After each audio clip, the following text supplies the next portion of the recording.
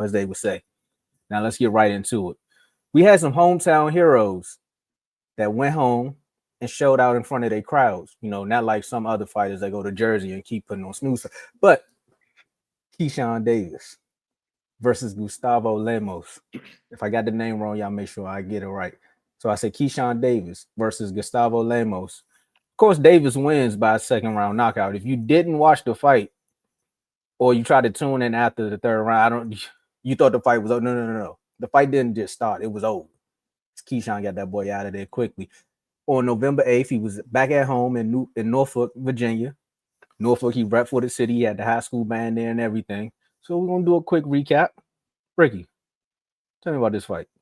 You know, why I like this fight and talk about this fight? Because it was over when it started. It was fully done. And, it make my job easier. As soon as the bell rang, it was over. But one thing, you couldn't. The fight was too quick to fully analyze it. But one thing I will say, Keyshawn jab. I'm starting to really like his jab. I really like how his push jab is, and also how he's setting up. He's setting up for the kill shots. Um, Tremendous performance. Yeah, that's all I can say. That fight was too fast. Second round KO. We didn't get a chance to see anything.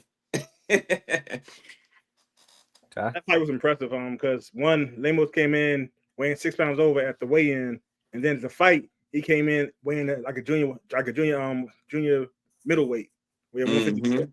So him knocking him out in the second round like that, and then thing about Lemos to me, Lemos only lost one fight. And Lemos, with that one fight he lost, I actually think he won because I actually watched that fight, and I think he actually beat Hitchens.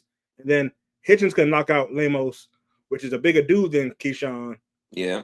And who's known for knocking out people, but when Keyshawn fought him, he easily knocked him out in the second round. So that tells you something right there that Keyshawn is somebody to watch out for real. No, he definitely. I want to say he definitely is up there.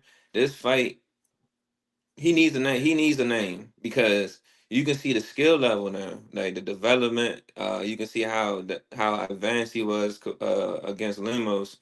Um, he needs a name. I think he needed like a big fight, like for a belt, because he deserves it. Because right now it's like what, number 3 or 4 or something in the lightweight. So I think he deserves the championship, deserves a belt. To be honest.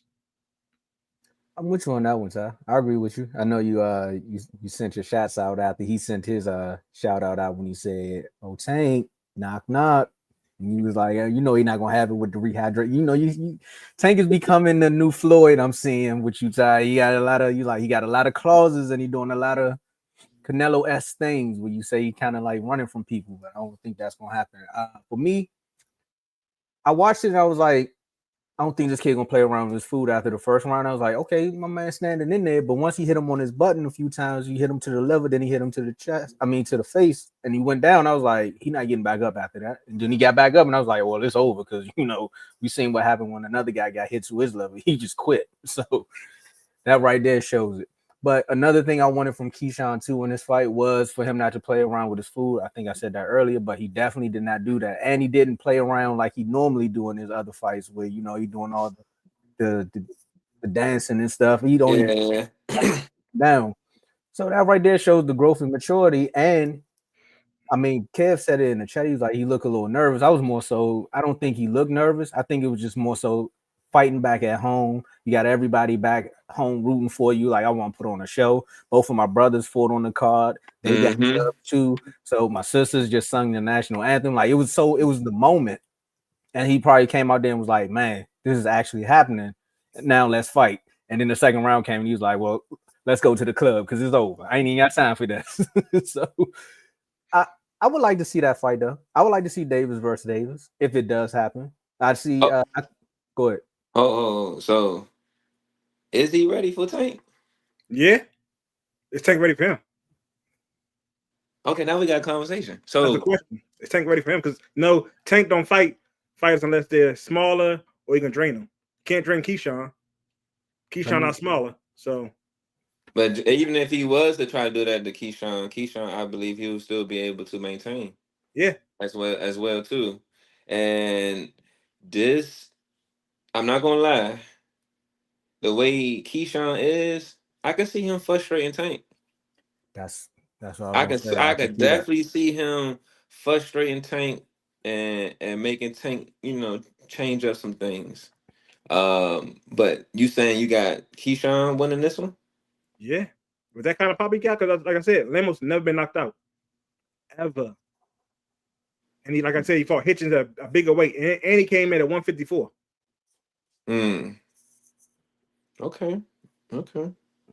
But also, like I say, you can see in the ring the skill set is a little bit different because he definitely was more active than Lemos. Lemos didn't really, he didn't Lemos ain't really, trying to get active. he He couldn't, got to do yeah, the he He opposite. couldn't do didn't. nothing. It He was didn't. closed, And open and shut case. when he tried to get active, that's when he got set to inactive. Tech terms. But I, go ahead. Go ahead. I think he's ready, but I know there's no other fighter at 135 I can say I would like him. That will be a mirror of Tank, but I would still like to see him fight somebody that Tank has fought that's probably up there right now at He beat 135. he beat Frank. I mean, if Yeah, Frank was at 135, he's beating Frank. I do want to see that because that was definitely supposed to happen a few Yeah, years ago. I do yeah. want to see that. I thought he If was beating Frank back then too. So and Keyshawn go ahead and get on Tank. We know he's not fighting Shakur. That's way out the door. That's never Yep. gonna happen. But go get a belt. Like go get Dennis. You know what I'm saying? Get a belt. Who else at 135? That's You talking with the belt, or you talking about fighter period? and fight period. Anything. Anybody before he get the Tank. How you pronounce it? I can pronounce Murtaya. I can't pronounce the last name. Murtaya? Motaya? Oh, Matias. No. Matias is way over. Yeah, So, I'm gonna say that's over. the dude that oh my god, let's the see. dude that knocked out another dude in the second round. You got Loma, Zepeda, No, that's Frank. right I'm now. just going through the names. Okay. Cambosa. Well, Muratalla. come on, Raymond. Yeah, Raymond Muratalla. Yep, there you go. The name just came up. Yep. Okay. But I think Lamont. Muratalla also should be fighting for a championship also. So it's You like say Lamont. Yeah. That would have been a nice. That I'm just that would throwing the have been a names nice out there. introduction to 135. When you don't gotta look, Tyler, you ain't have to do me like that, man. Well, there you go. crazy. Y'all said fighters at 135. I started naming That'd be a good fight for the city because it'll be DMV fight because it'll be Virginia versus Maryland, I guess, or DC. But Yeah, that would be a hell of a fight. would that really be a fight though? Well, not hell of a fight, a hell of a marketing. Yeah, I would say. would that But be a I fight, don't. though? Right now, I can't gauge it because I haven't seen Lamont at 135, so I'm not going to sit here and say that. Oh, funny. I was listening to an interview. I remember we talked about it on a few episodes ago. He was like, you don't know how Lamont feel about or walking on his walk around weight.